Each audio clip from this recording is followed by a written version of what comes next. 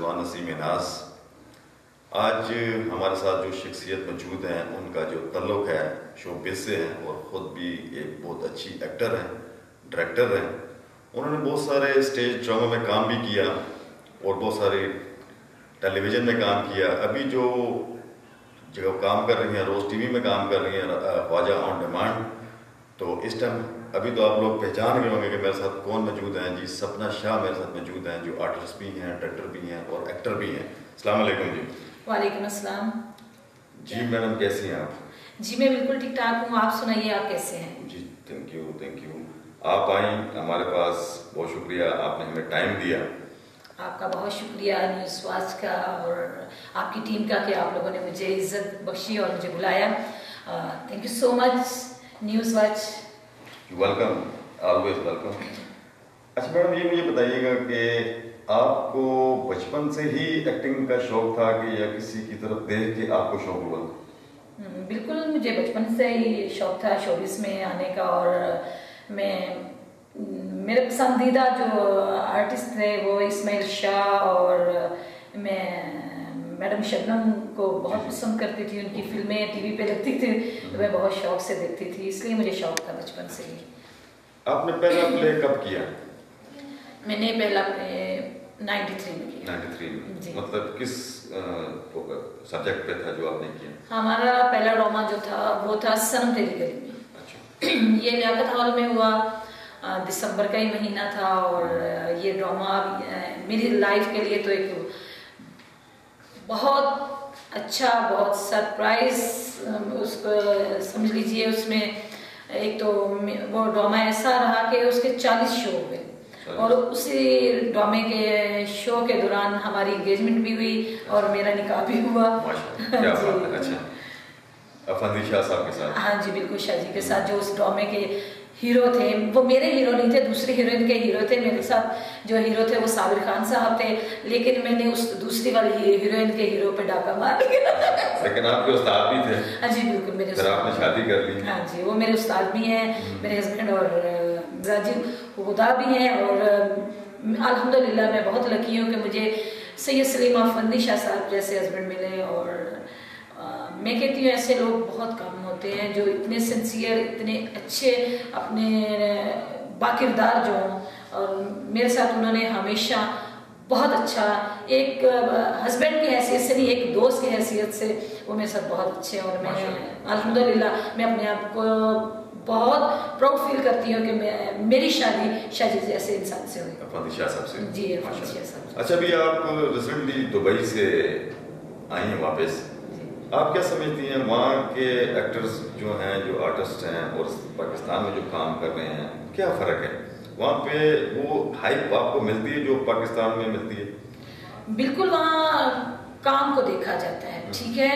और हमारे यहाँ जो हमारे मुल्क में जो है ना, वो बड़ा अलमिया है कि हम आर्टिस्टों को वो हैसियत नहीं दी जाती जो बाहर दूसरी कंट्रीज में आर्टिस्टों को उनका मकाम, उनकी इज्जत दी जाती है। आप यकीन जानिए, देखिए हमारे मुल्क आपने दुबई में क्या मतलब चेंजिंग देखी है, आप बता सकती हैं? दुबई में ये चेंजिंग देखी कि हम पाकिस्तानी क्या किसी भी कंट्री के दूसरे, जैसे इंडियन हो गए, बांग्लादेशी हो गए या हम लोग हो गए, हम जब दूसरे बाहर की कंट्रीज में जाते हैं तो हम उनके रूल्स को फॉलो करते हैं, उस पर अमल करते हैं।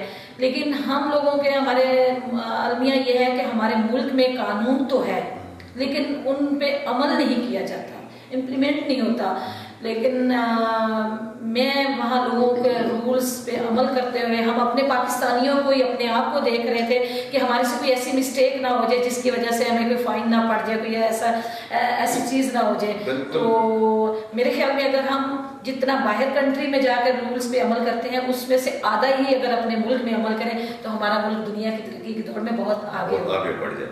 लेकिन वहाँ पे जो हमारे पाकिस्तानी एक्टर जाते हैं, आर्टिस्ट जाते हैं, उनको कितनी रिस्पेक्ट दी जाती है? बहुत ज़्यादा रिस्पेक्ट दी जाती है। और आप यकीन जाने, बाकायदा जो हम वहाँ के दुबई के शेख हैं, जो लोग हैं, वो आते हैं हमारे पाकिस्तान के आर्टिस्टों को, उनके आर्ट को बहुत पसंद करते हैं, बहुत प्रमोट करते हैं, हमें बहुत रिस्पेक्ट दी जाती है। मोस्टली लोग कहते हैं कि शोबिज़ अच्छी जॉब नहीं है, यहाँ पे अच्छे लोग नहीं होते, यहाँ पे बुरा सलूक किया जाता है, क्या आप इसके बारे में कुछ कहेंगे? देखिए, मैं आपको ये बताऊँ रिजवान साहब, दुनिया की कोई भी फील्ड हो, अच्छे बुरे लोग तो हर जगह होते हैं, ठीक है, पांचों उंगलियां बराबर नहीं होती हैं। और ये आप पे मुनसर है कि आप किसी को कैसा माहौल देते हैं। अगर आप अच्छे हैं तो दुनिया की कोई ताकत आपको जो है वो ख़राब नहीं कर सकती है। तो ये आप इंसान पर डिपेंड करता है कि वो किसी को कैसा माहौल देता है। और अल्हम्दुलिल्लाह मेरी शादी को 24 साल हो गए हैं, और 24 साल में हमारा ज़िंदगी में ना मेरे हस्बैंड का ना मेरा कोई स्कैंडल नहीं है, कोई ऐसी बात नहीं है कि जिसपे मुझे शर्मिंदगी हो। अल्हम्दुलिल्लाह हमने बहुत नीट एंड क्लीन जो है वो ज़िंदगी जो है वो गुजारी है, और अल्हम्दुलिल्लाह आगे भी। अभी तो मेरा ख्याल में कि काफ़ी चेंजिंग है शोबिस में, बहुत पढ़े लिखे लड़के भी आए हैं, बहुत पढ़ी लिखी लड़कियां भी आ रही हैं। क्या आप क्या समझती हैं कि लड़कियों को आना चाहिए इस फील्ड में? बिल्कुल पढ़े लिखे, अगर किसी के पास कोई आर्ट है, किसी के पास कोई फन है, किसी के पास कोई एबिलिटीज है, बिल्कुल पढ़े लिखे जो भी हमारे नए लड़के लड़कियां हैं, नए लोगों को आना चाहिए। और ये बहुत अच्छी बात है। और अब तो मैंने देखा है टीवी में और वैसे भी हमारे यहाँ इस फील्ड ड्रामा फील्ड में बहुत अच्छे पढ़े लिखे जो हैं लोग, अच्छी बड़ी फैमिली से लड़के लड़कियां आ रहे हैं, और उन्होंने जो टैलेंट है उनको प्रमोट करना चाहिए, आना चाहिए। और कोई भी फील्ड जो है वो रिजवान साहब बुरी नहीं होती है, अच्छे बुरे लोग हर जगह पे होते हैं।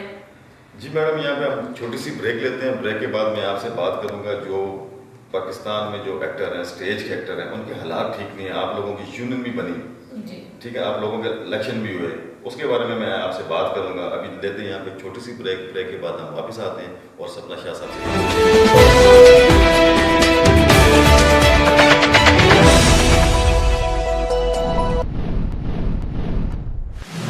वेलकम बैक नाज़रीन, सपना शाह के साथ।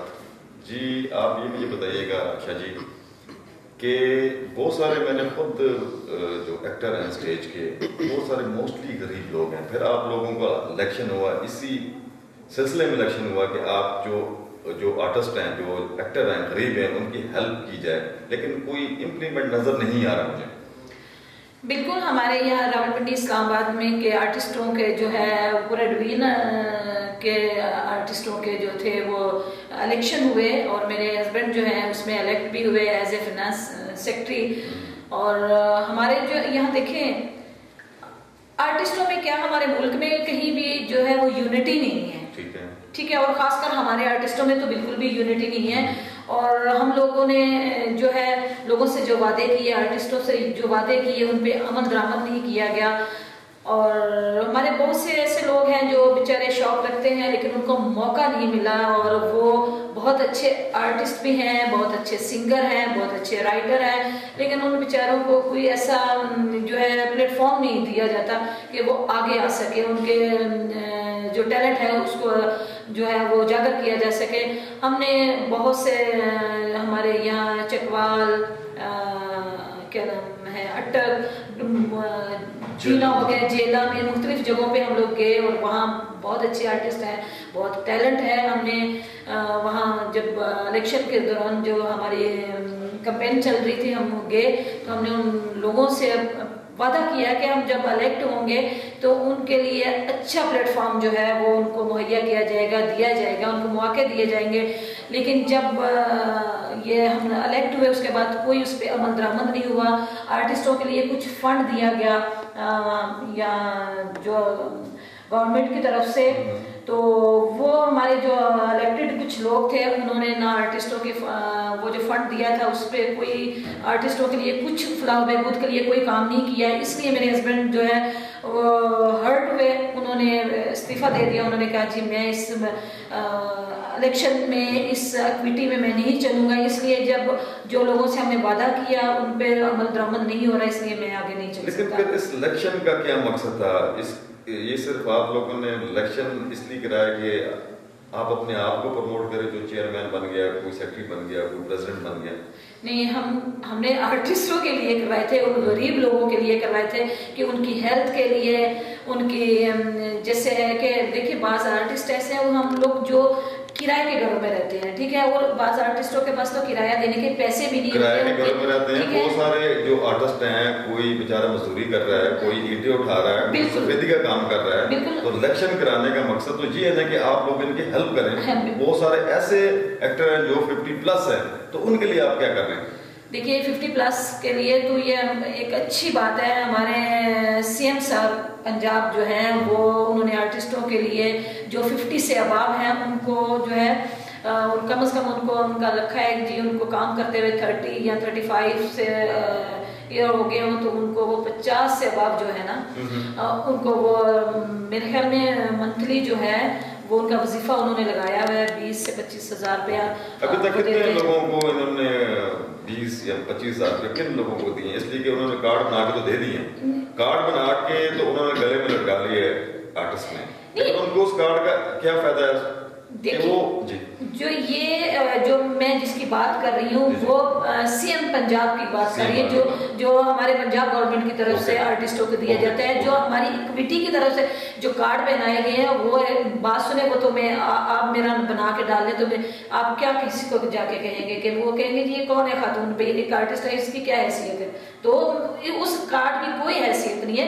हमने गवर्नमेंट लेवल पे वादे किए थे उनको आर्टिस्टों से कि भाई उनको गवर्नमेंट के लेवल पे उनकी हेल्थ के लिए, उनकी रहाइश के लिए, उनका मेडिकल जो होगा वो उनको दिया जाएगा, लेकिन उस किसी भी काम पे, किसी भी बात पे कोई अमल नहीं किया गया।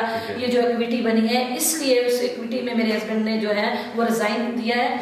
और अब हम आप चलें उन्होंने जो इलेक्शन में इलेक्ट हुए वो तो मतलब जो गरीब आर्टिस्ट है उनके लिए कुछ नहीं कर रहे, आप कुछ करना चाह रही हैं या कोई आपके पाइपलाइन में ऐसा सजेशन हो कि इनकी हेल्प की जाए, इनको मेडिकल प्रॉब्लम है, पैसे इनके पास नहीं होते, हेल्प की जाए इनकी?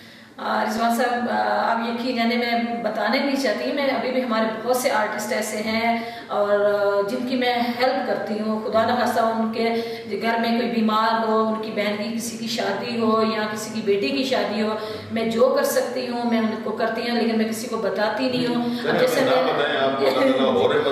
आप इस किस्म के काम करें, लेकिन आप इसको मतलब एक इम्प्लीमेंट करें, आप इसको एक फोरम बनाएं कि ताकि इन लोगों की हेल्प हो सके। बिल्कुल, हम आर्टिस्टों के लिए ऐसा एक प्लेटफॉर्म जो है वो artist welfare society, stage artist welfare society वो हमने बनाई है और उसके थ्रू हम वो काम करेंगे और आर्टिस्टों के जो भी मसाइल हैं उस पर अमल दरामद करने की कोशिश करेंगे। अच्छा, जो पिंडी आर्ट काउंसिल है, जो आप लोग ड्रामे करते हैं जी, वो आपसे चार्ज करते हैं या आपको फ्री ऑफ कास्ट इजाज़त देते हैं?